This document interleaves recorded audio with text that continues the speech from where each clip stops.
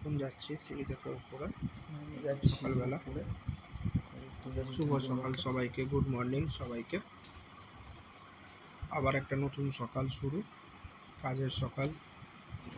আমি এখন যাচ্ছি প্রতিদিনের মতোই ঠাকুরকে পুজো করার জন্য। দেখুন এটা আমার ঠাকুর ঘর, সেই ছাদের দরজাটা খুলতে হবে।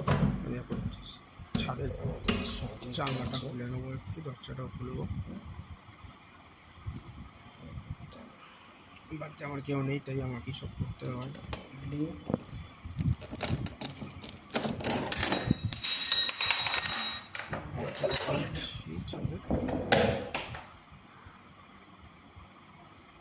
দেখুন বাইরে পুরো রোদ একদম হচ্ছে, অনেক দিন পর রোদ দেখতে পাওয়া যাচ্ছে।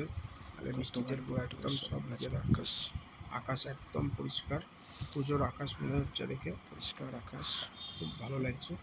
চারদিকে একদম প্রচণ্ড বৃষ্টি হচ্ছিল, ভালো হাওয়াও দিচ্ছে, পরিষ্কার একদম সুন্দর হাওয়াও দিচ্ছে, ফুরফুরে হাওয়া। চাই আমি কাজ করে ছাদে দেরি হয়ে যাবে, পুজো করতে হবে এখন। এবার দেখুন এটা হচ্ছে আমার সেই ঠাকুর ঘর, এখানে আমার মা পুজো করতেন। শ্রীকৃষ্ণ এখন যিনি নেই ওনারই হাতে সব রেখে দেওয়া। ঠাকুর মা রেখে গেছিলো, মা হাতে পুজো হতো, এখন তার মা নেই, সেহেতু এই যে আমাদের গোপাল দাদা, আমাদেরটাই করতে হয়। আমার বউ এনেছিল ওনার বাড়ি থেকে, থাকলে পরে ওটাই রাখা রয়েছে।